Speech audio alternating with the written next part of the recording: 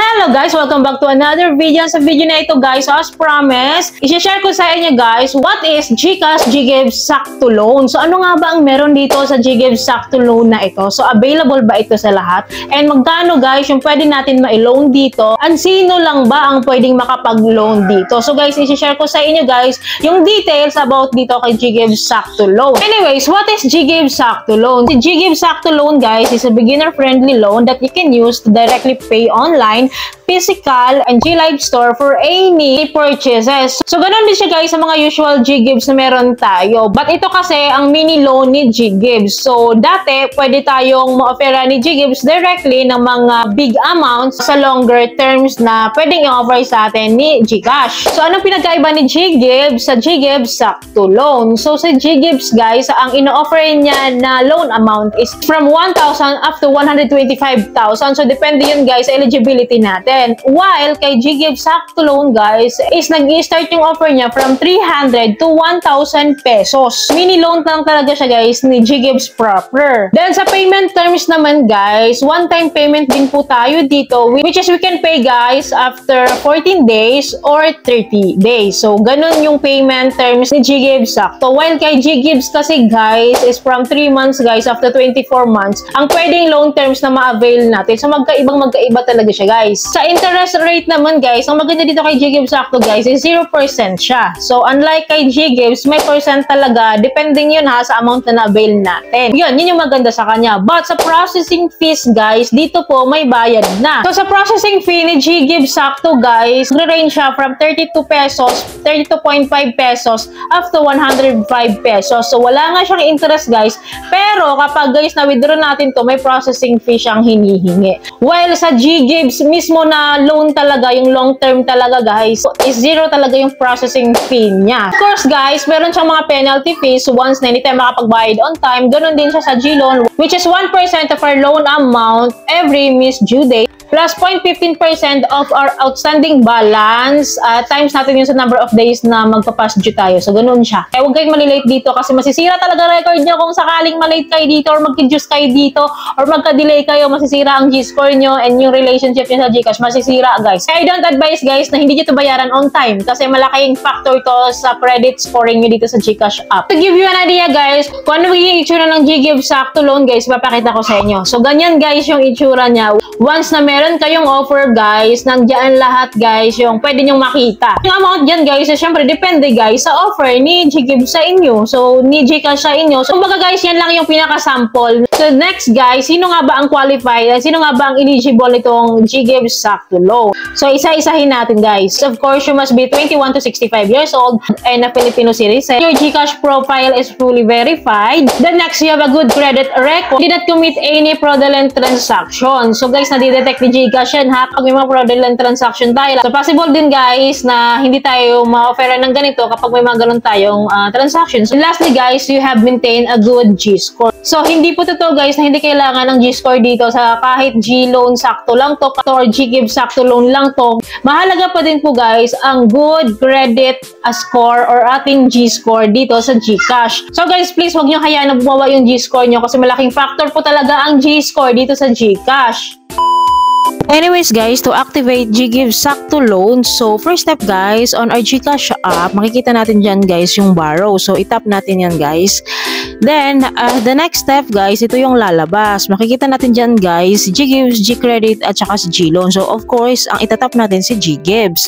Then, for the next step guys, pag makita natin tong get started sa may bottom portion guys, so i-click natin yan. Then, by the next step guys, step 4 guys, so we need to check our initial details na given na dito sa ating GCash app, of course. Then, kapag okay na kayo dyan guys, pag na-review nyo na yan guys, so i-click nyo yung next for the next step. So, sa next step naman guys, meron kasing mga portion dyan na hindi pa na-input, na kailangan tayo ang mag-input ng mga info na required information. So, pakicheck din maigi yan guys yung portion information na yan kasi personal info natin yan, ibibigay natin sa GCash. So, i-click natin yung next kapag okay na kayo dyan. So, sa step 6, guys, we need to input the 6-digit authentication code na isasend sa atin ni GCash, sa GCash number natin. Then, i-input natin to guys. Pag okay na guys, i-click nyo yung submit for the last step. So finally guys, we will be redirected to a page to confirm that activation. So makikita nyo yung ganitong guys, itsura. Ayan, magko-congrats siya na activated na daw ang GGives Sakto loan natin. So if your GGives Sakto is unavailable for you, so these are the possible reasons guys you might consider. So first guys, you did not meet the minimum eligibility requirements. So second guys, your GCash app is not updated to the latest version. So napakadali naman gawin ito guys. Punta kayo sa Play Store or sa Apple Store nyo, then search nyo si GCash. Tignan nyo guys, baka kailangan i-update. Pag nakita nyo yan guys, paki-update nyo na lang para kahit paano guys, updated din tayo sa mga offers ni GCash. Next guys, eto napaka-common nito. Hindi na talaga tayo pwedeng mag-avail ng GGives Sakto loan if you have already or we have already an existing GGives loan. So like me guys, meron akong GGives existing loan guys, which na-avail ko siya matagal na, ng almost a year na. Kasi hindi rin naman talaga natin kailangan si GGives Sakto loan guys once na naka-avail na tayo nung mga naunang loan ni GGives guys, which is mas higher naman and mas long term siya and mas convenient para sa atin. Then, if you have already an existing GGives, then wag ka nang mag-expect na ma-parent ka nito. And I think kailangan natin si GGives Sakto loan kung meron naman tayong GGives talaga mismo na medyo long term and mas higher yung amount. So, hindi natin kailangan si GGives Sakto loan. So, take note of this guys.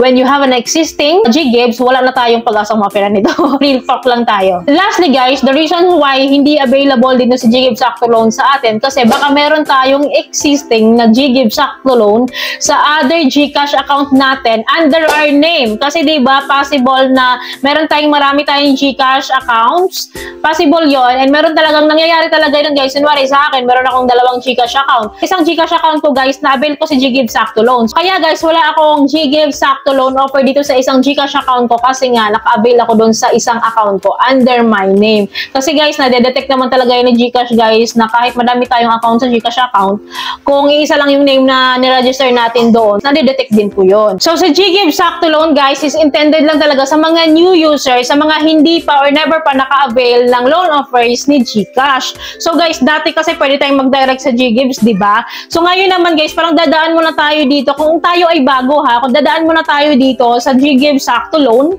para ma-operan tayo ng regular GGives talaga. So possible guys na i-evaluate tayo guys ni GGives through this Sakto loan or i-upgrade tayo guys ng mas higher amount. Tulad ng sinabi ko sa inyo kanina guys, parang ito yung pinaka-entrance ni GGives guys para ma-operan tayo ng regular GGives na talaga, which is higher amount na talaga and longer terms. So for now kasi guys, this is new to GCash app nga na dadaan muna tayo guys. If we are new dadaan muna tayo ngayon kay GGives Sakto loan bago tayo ma-operan ng regular GGives loan. But guys, you need to check your GGives dashboard guys kung ay offer ba. Time to time guys, nag-change po yung offer ni GGives. Sabi nga ni GCash app guys, possibility na ma-upgrade din tayo agad-agad. Kaya we need to check time to time yung dashboard ni GGives. Yun lamang guys, I hope may natutunan kayo sa video na ito and I hope guys nakatulong tong video sa inyo. And kung gusto niyo yung video guys, please don't forget to like, share, and subscribe. And click nyo guys yung bell button para updated kayo sa mga bago ko pa pong mga videos like this. Guys, thank you for watching this video. Bye!